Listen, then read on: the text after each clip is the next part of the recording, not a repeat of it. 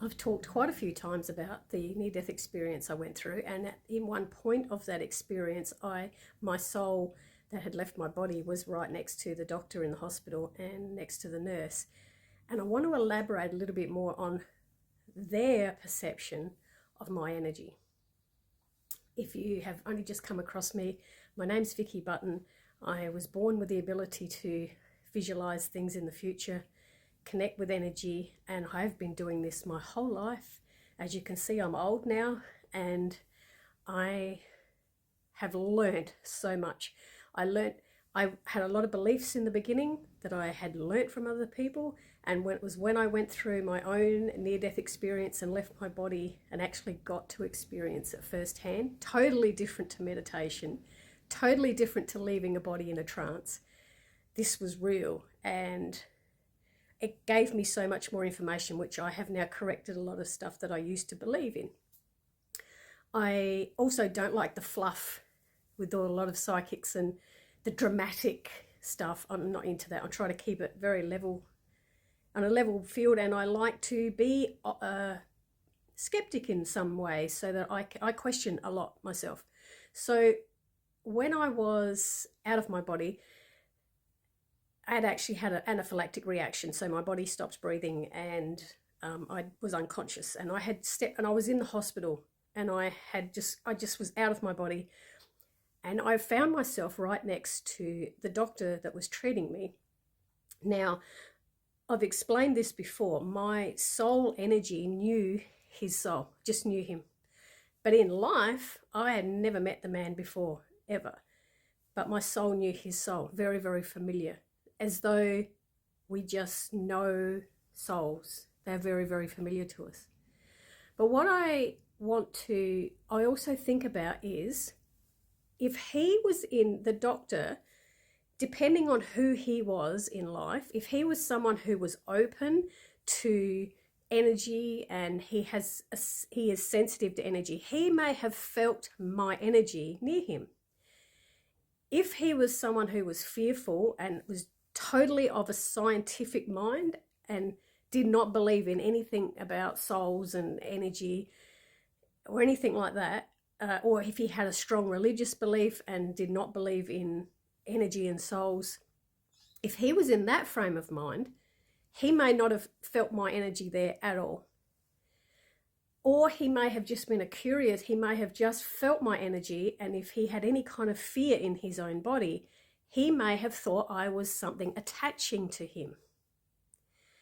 Now, I then moved to the nurse. My energy just moved to the nurse. And the same thing with her, depending on how that nurse is in life.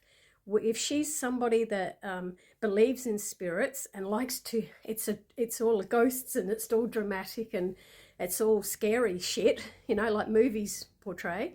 If she's in that frame of mind and she feels my energy there, she could think there's a ghost in here, there's a ghost in the ward with us, there's a ghost walking up and down the hospital. If she's somebody that doesn't believe in anything like that, and she was so busy treating my physical body, she just did not feel me at all. Because then I just kept moving, and it's fast. The spirit moves so fast. That whole thing of me being out of my body and the whole journey I went on, I have no concept of what time that was. It could have been a split second, it could have been an hour, I have no idea. But I know that I was moving fast through everything. I was then, in one point of this journey, I was connecting with my 5 sons who are living. My energy, my soul energy, was connecting to them. Now, wherever they're all spread out. They all live in different places and they all have different jobs. So when my energy goes to my eldest son, if he's got people around him, depending on the people that are living, they can come up with, oh my goodness, I feel a spirit around you. It's your dead mother. But I was just visiting him. I was on the way, and then I went to another son, and then I went to another son. I was constantly moving.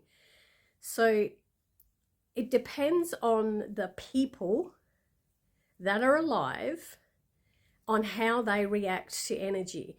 And sometimes they think energy is stuck somewhere because they feel it really strongly. And sometimes they think it's somebody attaching to something else. And sometimes they think it's someone visiting somebody else. The person that is living will come up with a theory on what they are based on their belief system. And I used to do the same thing. When I was young, I used to do the same thing. And it was when I went through the experience and got to see firsthand what it's really like, I just changed it. I realized that my spirit out of my body could be absolutely anywhere, and I wasn't attached to anything in particular. I was attached, obviously still attached to my physical body because I had to come back. It wasn't my time to fully immerse over there.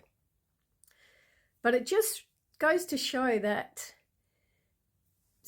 you know, like I've often said this, spirits can be, dimensions cross over all the time.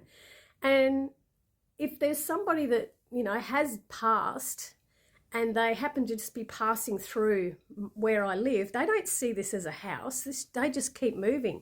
There is no walls, there's no structures, there's nothing that stops energy from moving. So they could just be passing through. It doesn't mean my house is haunted. It doesn't mean a spirit's here visiting me.